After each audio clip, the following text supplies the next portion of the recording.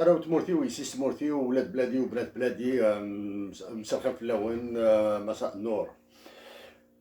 Après la première intervention sur un aspect assez global du texte qu'ils veulent vous faire passer pour la constitution de l'Algérie le 1er novembre prochain, je continue. Cette fois-ci, je vais avec les dernières informations dont j'ai pris connaissance, telles que la présence des forces américaines dans le désert algérien et certains événements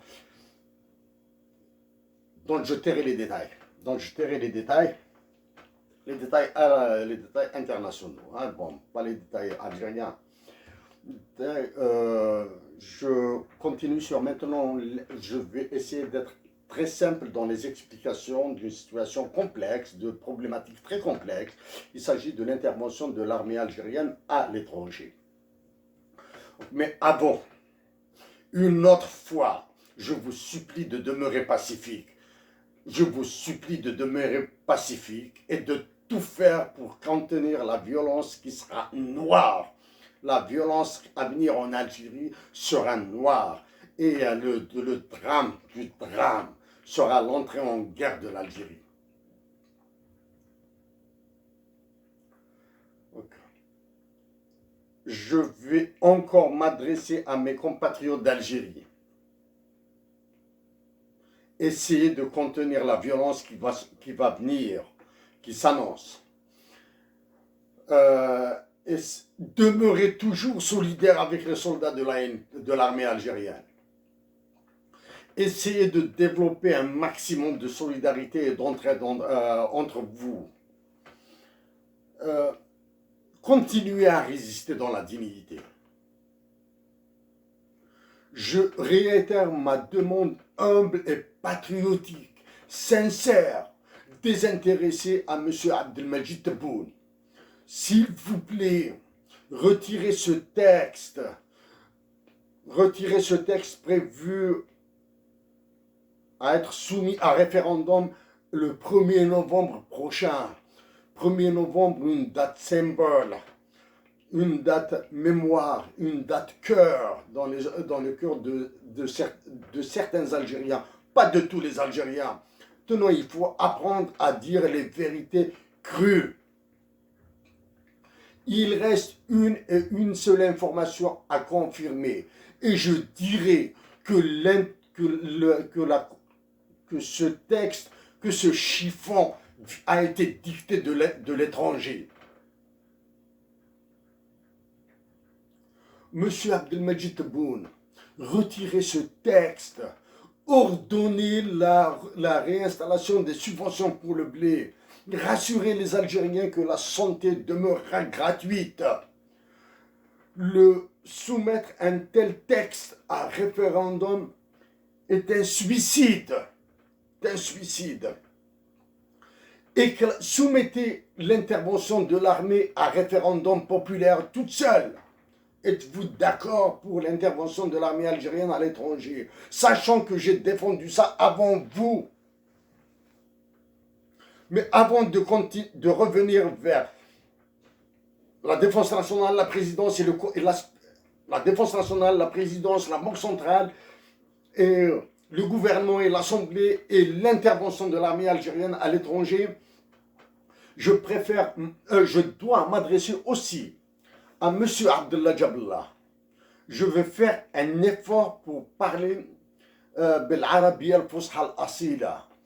أتمنى لو كان في استطاعتي أن أتكلم معكم باللغة الدارجة باللهجة الجزائرية، الجزائر العاصمة. السيد عبد الله جبلة، كما وجهت في السابق حوالي عامين قبل هذا اليوم إلى السيد علي بالحاج 3 أسئلة أوجهها لكم الآن. هل تقبلون أن نصلي في 2 على كل المغتالين في الباطل في الجزائر؟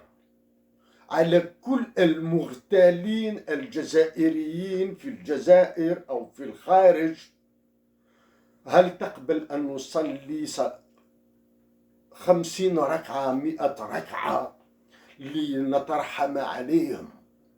كل المغتالين الجزائريين من 6 جويلية 1962 المغتالين في الباطن.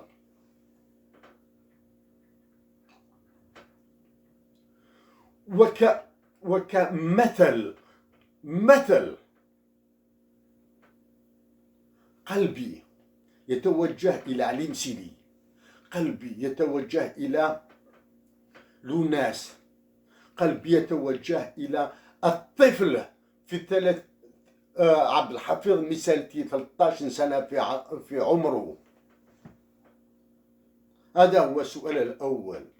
السؤال الثاني: هل في استطاعتكم أن تنادوا إلى السلم والأخوة في الجزائر؟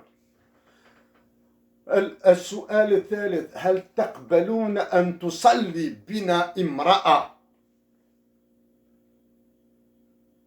والسؤال الرابع والأخير: ما رأيكم في نشيد وطني جديد بالأمازيغية والعربية لوطننا؟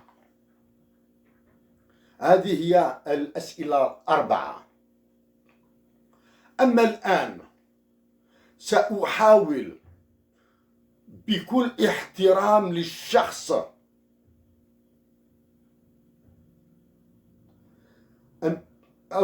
سأحاول أن أتكلم القليل عن التحليل السياسي لكلامكم، ليس عن سياستكم، لكن التحليل السياسي لكلامكم. أولا وقبل كل شيء، هل تقبلون بأن رئيس فرنسا إيمانويل ماكرون هو رئيسك؟ هل تقبل أن رئيس فرنسا إيمانويل ماكرون هو الذي يحكم في الجزائر وهو رئيسك؟ هذا هو السؤال. ثانيا، كلامكم على الأمازيغية تبرهن على أن فهمكم للسياسة خاطئ وصغير جدا، لأنكم لا تطرحون الأسئلة: ماذا يجري في الجزائر الآن؟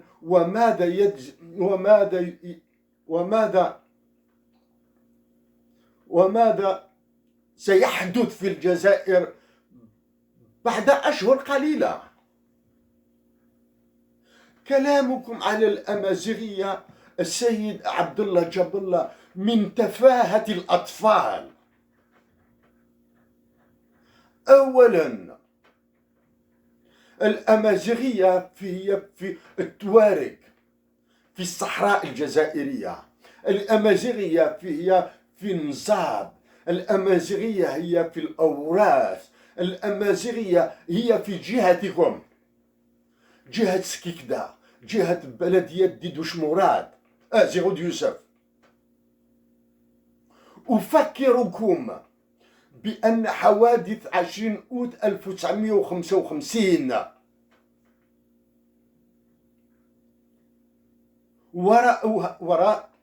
وراءها رجلين: ديدوش مراد وزيغود يوسف. هل تتصورون أمازيغي من أغريب يذهب إلى سكيكدا، إلى قسنطينة، إلى عنابة ليدافع عن الجزائر؟ تصوروا التقاء زيغود يوسف وديدوش مراد من أجل الوطن.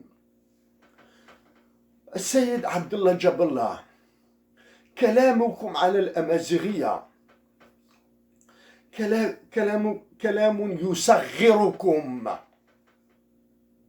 لأن الجزائر نحو في طريق لكي تضيع التوارق، لكي تضيع المزاب، لكي تضيع الشوية. السيد عبد الله جاب الله من المناطق الجزائرية التي تخلت عن الدفاع أمازيغية الجزائر وليس اللغة الأمازيغية، منطقة بجاية وتيزي وزو وبويرة. هذه الثلاث مناطق انسحبت، والآن مصير الوطن، مصير الوحدة الجزائرية، مصير الشمل الجزائري هو في عند التوارق، عند إخواننا الشوية، عند إخواننا المزاب، عند إخواننا في تلمسان ومستغانم، عند إخواننا الأمازيغ في جبال الوارسنيس.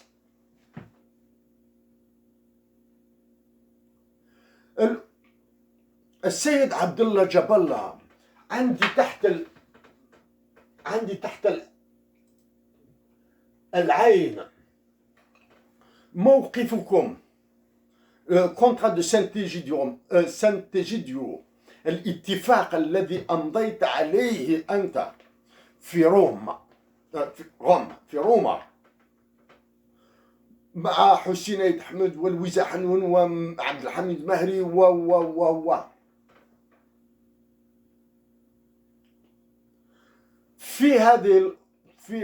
في هذا الاتفاق هناك بالفرنسية l'islamité, les éléments constitutifs de la personnalité algérienne, المكونات للشخصية الجزائرية sont l'islam, l'arabité et l'amazérité. La culture et les deux langues concourant au développement de cette personnalité. هذه الثلاث المركبات تساهم في بناء الشخصية والهوية الجزائرية. لقد ضربتم عبد الحميد مهري وحسين عيد حمد وأحمد بن بلة في الظهر لأنكم استنكرتم هذا الاتفاق وهذا الوعد. السيد عبد الله جاب الله، أتكلم منكم من كندا في استطاعتي أن أزيد نارا في الجزائر. من فضلكم أجيبوا على الأربع أسئلة التي طرحتها عليكم.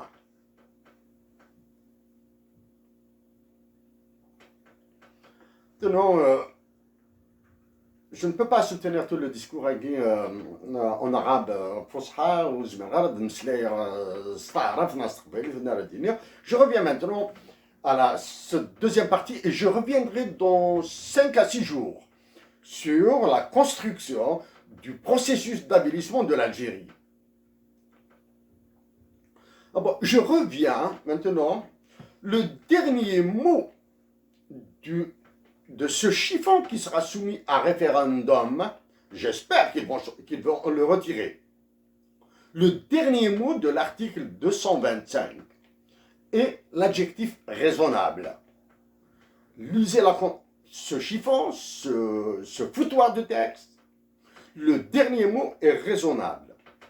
Tenons, j'invite mes compatriotes algériens à réfléchir à ce mot raisonnable. Moi, je l'ai utilisé quand j'ai expliqué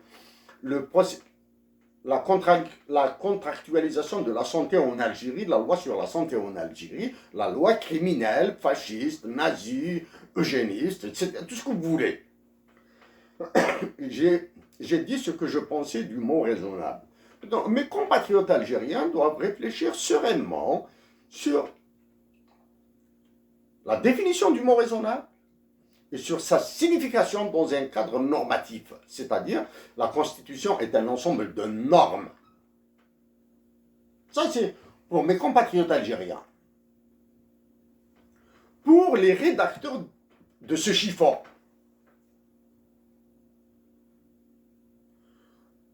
Je le dis avec un cœur blanc. Je vous le dis d'une manière innocente. Mes mots seront cruels pour vous. Je vous défie, autant que vous êtes, de me répondre par voie de presse, par communiqué, par déclaration, sur la définition du mot raisonnable et sa signification dans ce cadre. Sachant que ce mot est le dernier du texte prétendument que vous avez rédigé. Sur ce texte, je le dis dès à présent, je reviendrai dans 5 à 6 jours, dès à présent, tous les mensonges qu'il contient sont algériens. Toutes les vérités qu'il contient sont occidentales. Maintenant, je reviens à l'article sur la Constitution, du moins, de ce chiffon qui parle de l'intervention des forces armées algériennes à l'étranger. C'est l'article 91. Outre l'article 91, qui dit, outre les pouvoirs que lui confèrent expressément d'autres dispositions de la Constitution, le président de la République jouit des pouvoirs et prérogatives suivants. 1. Il est le chef suprême des forces armées de la République et le responsable de la défense nationale. Responsable, pas ministre. Pas ministre de la défense nationale. Il est le responsable de la défense nationale. Qu'est-ce que c'est que responsable? Une autre question à discuter. Décide de l'envoi des unités de l'armée nationale populaire à l'étranger après approbation à la majorité des 2/3 de chaque chambre du Parlement. À la majorité des 2/3 du Parlement. Maintenant, mais avant de parler, de donner quelques détails sur cette loi, je rappelle que le président de la République est élu au suffrage universel secret avec majorité absolue. C'est-à-dire le candidat qui obtient la majorité absolue est élu président de la République. Sauf que, dans cette loi, qui est très pernicieuse, il n'est pas dit s'il y a un minimum ou un maximum. Majorité absolue. Prenons le cas suivant. Le président de la République est élu sur 1% des suffrages exprimés. C'est ce qui est écrit dans l'article. À la majorité absolue des suffrages exprimés. Supposons que le président de la République soit élu avec 1% des voix. Du moins, supposons que le nombre de voix exprimées est de 1%. Le candidat qui obtiendra 0,5% plus une voix, c'est la définition de la majorité absolue, sera élu président de la République.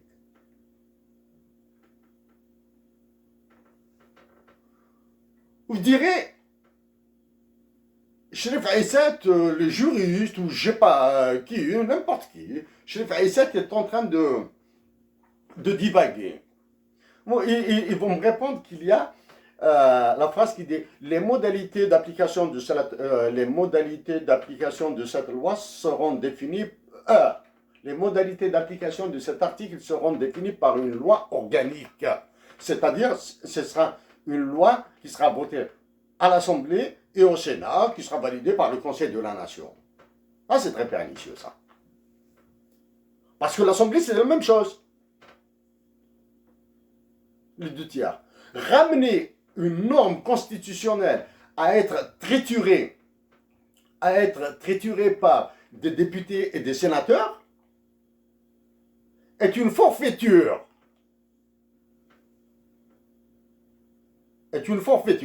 Ça, c'est pour l'élection du président de la République. Ça, tous les articles, je dis bien, tous les articles dans lesquels vous allez lire cette mention, cet article sera... les modalités d'application de cet article seront définies dans une loi organique est une arnaque.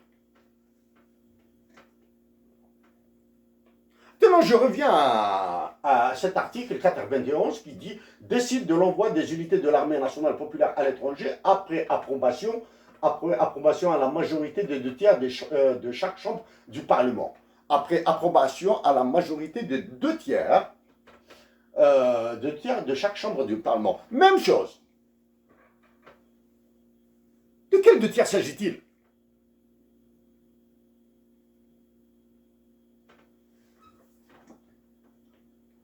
Non.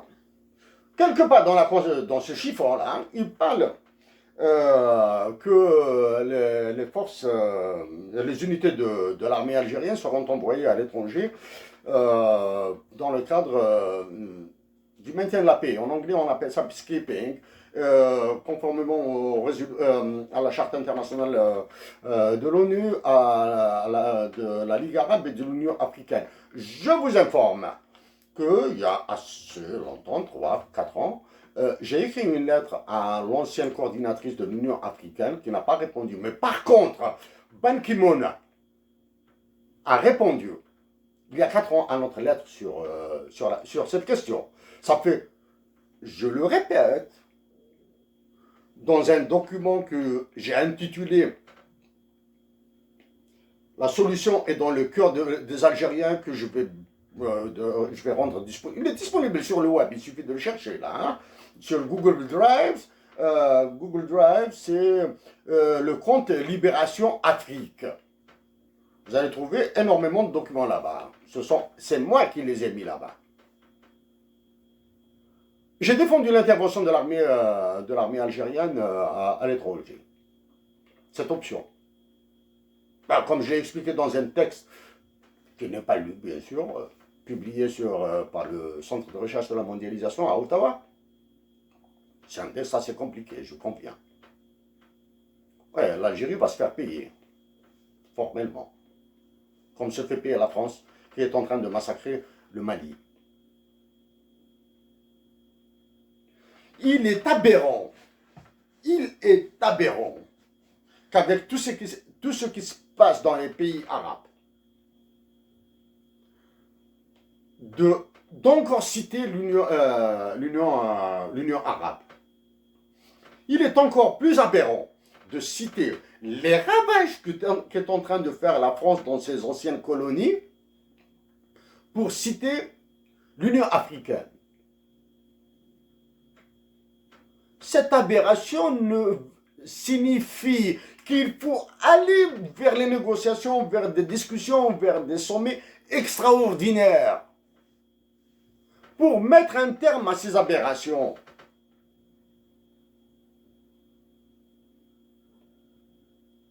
Non, l'intervention des unités de l'armée algérienne dans le cadre du maintien de la paix. Cet article a été imposé de l'étranger.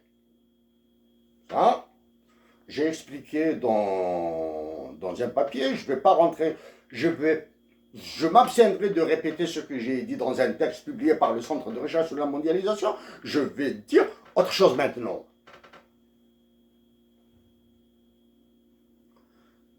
Ceux qui l'ont imposé, et ceux qui l'ont rédigé, et ceux qui ont critiqué, et ceux qui ont accepté la forme de rédaction de cet article. On parle du maintien de la paix conformément au droit international. Droit international ONU, Union arabe, la Ligue arabe et l'Union africaine. Les trois, c'est du droit international. On montrait leur ignorance carrément de la pratique de la paix et sécurité par l'ONU. Ils leur ont dit, mettez-nous, nous avons besoin des forces armées algériennes à l'étranger, mettez cet article, emballez-le comme il se doit. Emballez-le dans les phrases que vous voulez. Et l'emballage, les phrases utilisées montrent que ces rédacteurs n'ont absolument aucune maîtrise. Et si ça montre que l'Algérie, l'État algérien, crache sur ses compétences, alors que le président qui est en train de faire sa loi en Algérie, le président de la France, Emmanuel Macron, se fait conseiller par les deux présidents qui l'ont précédé. Et combien même il a fait une campagne électorale très opposée à leur politique. Mais maintenant, ils sont devenus ses conseillers. Parce qu'il aime sa patrie. Par contre, les Algériens, parce que, ça y est, ils les ont dépatriotisés, ils sont devenus égoïstes, ils sont en train de protéger leur position individuelle. N'ont pas sollicité, par exemple, monsieur Lakhdar Brahimi. Passer de conflict mitigation à peacekeeping, il y a tout un processus et très escarpé et très complexe pour l'ONU. Conflict mitigation, c'est la mitigation du conflit, c'est-à-dire éteindre le brasier. C'est ce qu'il faut. C'est ce que je demandais à l'ONU. C'est ce que j'ai dit à la présidence de la République à plus de 4 reprises. Il faut éteindre le conflit. La mitigation du conflit, conflict mitigation, c'est amener les gens à se calmer, à des cessez-le-feu, à des trêves, à des négociations publiques ou secrètes, trouver des médiateurs, trouver des négociateurs, tout ça. Ça, c'est la mitigation du conflit. C'est de voir ce qui se passe au Soudan, en Libye. Maintenant, là. Et avant d'aller au maintien de la paix, peacekeeping, il y a le peace building, il y a tout ça là.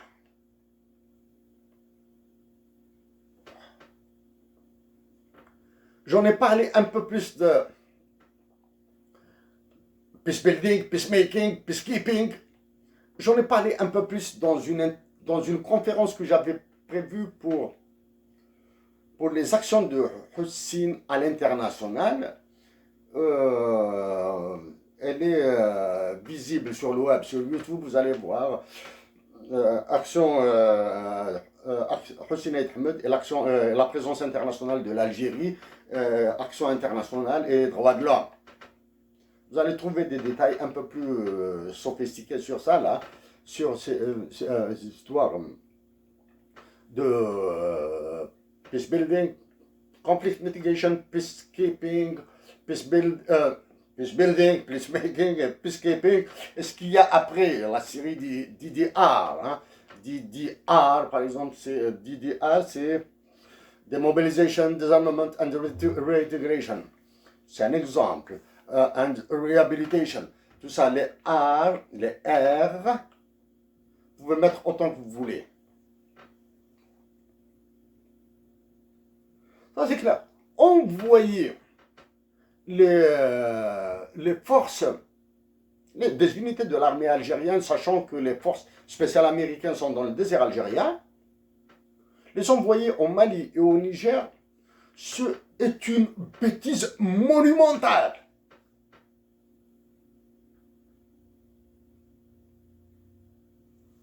Elle deviendra licite, elle sera acceptée. Si c'est le président du Mali, du Niger, du Burkina, du Mali, Niger, Burkina, Tchad, qui demande à l'Algérie d'intervenir, avec une loi qui doit être votée par leur assemblée. Sinon, vous allez envoyer les Algériens comme de la chair à canon. Si le peuple malien, le peuple tchadien, le peuple nigérien, le peuple burkinabé, les burkinabés, ça veut dire homme intègre, hein, accepte. Dans ce cas-là, oui, l'Algérie il deviendra un honneur pour l'Algérie d'envoyer des forces de maintien, de participer aux forces de maintien de la paix. Donc, aussi, il y a une précision à faire. Oui, les forces de maintien de la paix permettent à l'Algérie de gagner des sous. Parce que les soldats algériens seront payés. Du moins, c'est l'État algérien qui sera payé, l'Algérie paiera ses soldats. Peine. C'est ça qui est utilisé par les États-Unis d'Amérique. Les États-Unis d'Amérique utilisent font dans la réduction des coûts pour réduire leurs dépenses militaires, dépenses de terrain, l'opérationnel, c'est-à-dire là où il y a Assas. En réduisant leurs coûts pour réduire leur budget, ils doivent les transférer à un autre pays. Parce que ça demande des coûts, là. Donc, ils vont faire la France, les États-Unis, l'Angleterre, la Russie, la Chine, vont les faire supporter par les pays bénéficiaires. Dans la situation actuelle de l'Algérie, chacun de vous pourra imaginer la conséquence. Ça, c'est pour les coûts et les gains. Il y a assez longtemps,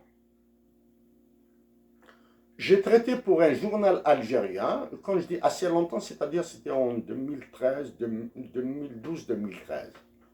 J'ai traité sous pseudonyme. Dieu merci. C'était sous pseudonyme. Pour un journal algérien, vous avez commencé à le toucher. Vous avez commencé à le toucher. Vous allez exploser l'Algérie parce que vous l'avez très très mal abordé. Et vous avez touché à un autre sujet encore que j'éviterai. Les Algériens peuvent les comprendre parce que j'attends sur ces sujets Emmanuel Macron, quand il les abordera. Là, je saurais quoi lui dire. Le président de la France, Emmanuel Macron, le président de l'Algérie, de votre Algérie, moi l'Algérie c'est ma patrie, il vous a eu comme des toutous. Il vous a eu complètement comme des naïfs.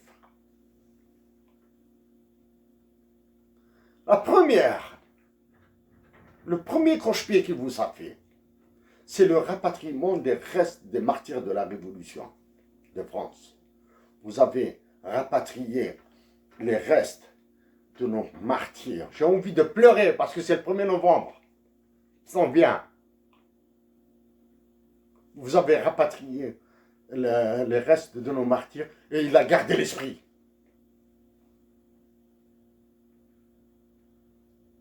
Ça, il vous a eu comme des toutous. Ah, monsieur, le rapatriement des martyrs de la Révolution et de l'esprit de ces martyrs de la Révolution doit s'inscrire dans un ensemble. Négociation pour la question que vous appelez mémoire. Et son lèche-botte, Benjamin Stora, vous l'avez encore reçu à Constantine. Il faut y aller vers la négociation sur l'histoire de la guerre d'Algérie, les ravages, le génocide de la France en Algérie. Il faut y aller parce que faut régler, c'est un problème, il faut le régler. Il vous a eu sur ça. Il vous a eu avec l'intervention des forces armées, de l'armée algérienne à l'étranger, parce que lui, vous croyez qu'il dépense de l'argent pour le G5 Sahel, alors que c'est faux, il se fait payer par l'ONU. Il se fait payer par l'ONU. Hier, il y a eu une information comme quoi l'ONU, l'Union africaine a attiré l'attention sur la présence des forces étrangères, des bases dans les pays africains avec un argument, en disant la justification comme quoi ils sont payés. C'est triste pour l'Union africaine, pour des responsables de l'Union africaine qui se font payer probablement en euros, en dollars, j'ignore dans quel, ou en livres sterling, d'utiliser ces termes. Parce que ce sont tous des pantouflés, des pistonnés qui sont là-bas.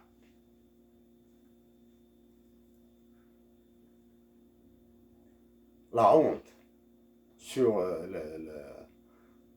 la déclaration de l'Union africaine.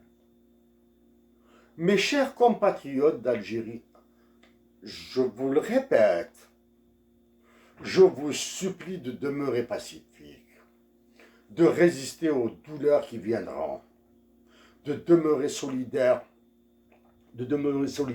avec les soldats de l'armée algérienne. Nous allons trinquer, nous allons souffrir. Avant, j'avais pensé que la réaction des nouveaux dirigeants du Mali, les militaires qui ont destitué Ibeka, à ce qu'ils se prononcent. Jusqu'à maintenant, ils n'ont pas fait de déclaration officielle. Ça veut dire que les négociations, ils sont pris dans le collimateur, dans le broyeur des négociations télécommandées par la France. Regardez sur YouTube, vous allez trouver comment le président de la France a insulté devant le peuple burkinabé le président du Burkina Faso. Et le président du Burkina Faso a souri et il a quitté. C'était un amphithéâtre, c'était dans une université ou dans une école. Et les Burkinabés en rient. C'est ce qu'il a fait à l'Algérie quand il est venu en tant que candidat. C'est ce qu'il est en train de faire à l'Algérie en tant que président. Monsieur Abdelmajid Tebboune,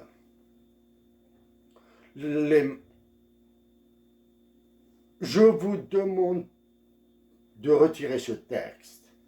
Je répète que tous les mensonges qu'il contient sont algériens. Je répète que toutes les vérités qu'il contient sont étrangères. Rassurez les Algériens que la santé sera gratuite à tous. Réinstaller les subventions pour le blé, au moins ça. Je sais que vous avez peur de la banque, des responsables de la Banque mondiale et du FMI. La Banque mondiale et le FMI ne font plus que de l'économique ou de l'économie. Ils font de la politique au service des puissants qui décident. Ils la font pour les intérêts des grandes organisations que les Algériens ne connaissent, même les Occidentaux ne connaissent pas. J'espère me rappeler que dans 5-6 jours, je vous parlerai de la coopération internationale, de ce qu'est la pratique de la coopération internationale. J'ai étudié la coopération internationale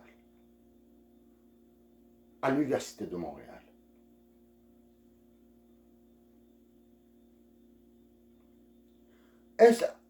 Avant d'en parler probablement un peu plus dans le détail, avez-vous entendu parler de coopération internationale entre les États-Unis et la Russie?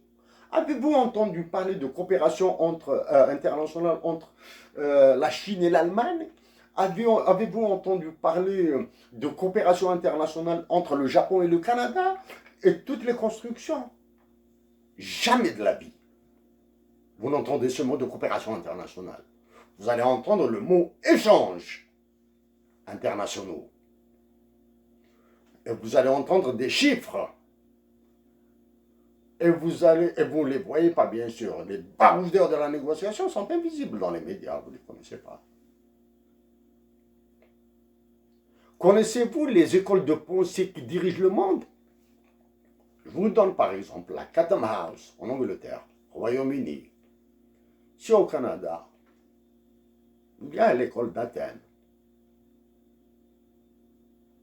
J'ai pu échapper à la règle du paiement pour une journée de travail, une journée de présence. Hein. C'est ce qu'on appelle de one day working shop.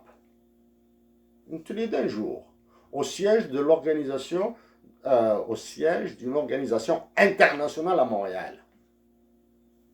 Ben, j'étais étudiant à l'époque, j'ai trafiqué, du moins, il dit, s'il vous plaît, je suis étudiant, etc. Je n'ai pas, j'ai juste une bourse, un prêt plus exactement, c'est pas une bourse, c'est un prêt, je me suis prêté de l'argent pour étudier. Est-ce que vous pouvez me faire une faveur d'assister sans payer, etc., etc. J'étais accepté.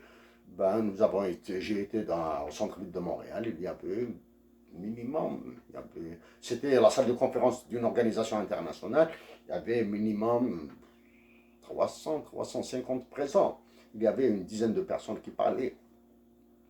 C'était de la dynamite. C'était de la dynamite qui sortait de la bouche des personnes qui parlaient. C'était de la dynamite. Vous ne les connaissez pas, on ne les voit pas. On ne les voit pas, ceux qui décident.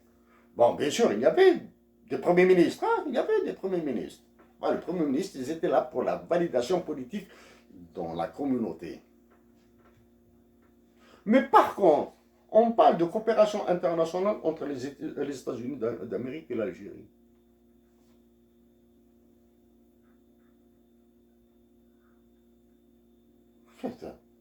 Les États-Unis d'Amérique ne peuvent pas coopérer avec l'Algérie, ils refusent. Ils l'écrasent, point final. La France ne peut pas coopérer avec l'Algérie. Elle doit la récupérer. Et alors maintenant, j'ai failli l'oublier, la dernière visite du secrétaire d'État à la Défense des États-Unis d'Amérique, Mark Thomas Esper. Mark Thomas Esper. Il a profité, puisqu'il devait venir en Algérie, à Alger, il est passé par la Tunisie, ensuite à Alger, ensuite il est passé au Maroc. Pour la visite de Mark Thomas Esper, qui est vice-président de la compagnie Raytheon. Raytheon, c'est R-A-Y-T-H-I-E-T-H-E-O-N. R-A-Y-T-H-E-O-N. S'occupe des missiles, fabrication de missiles, tout ce qui est balistique. Son passage en Tunisie, je peux l'affirmer avec un peu de sévérité de ma part, est protocolaire. Parce que la question de la Tunisie a été réglée par le président des États-Unis d'Amérique en personne et le Congrès des États-Unis. La Tunisie a obtenu un prêt de l'ordre de 600 millions de dollars pour un prêt fédéral. C'est-à-dire, ce n'est pas un prêt via les banques commerciales. Un prêt fédéral des États-Unis d'Amérique de l'ordre de 600 millions de dollars pour qu'elle paye l'armement qu'elle acquérera auprès des USA. Non, en Algérie, l'Algérie a offert 150 millions de dollars à la Banque centrale de Tunisie. C'est une insulte. Offrir à un pays qui a abrité des dirigeants de la Révolution 150 millions de dollars est une insulte. Nos frères tunisiens, nos frères marocains méritent plus. Bien sûr, méritaient plus. Ça se négocie. On négocie une coopération monétaire au lieu de se faire la guerre monétaire. On négocie ce que nous devons échanger et les règles d'échange. Oui, nous pouvons offrir de l'électricité à tarif réduit à la Tunisie, comme le fait le Canada, c'est un contrat. C'est un contrat avec les États-Unis qui date de plus de 60 ans. Plus de 60 ans. Depuis 1900, c'est un contrat de 1948, quelque chose comme ça. Mes chers compatriotes d'Algérie, demeurez pacifiques. Essayons de passer cette phase du 1er novembre. Si le référendum est maintenu, le boycott sera une catastrophe.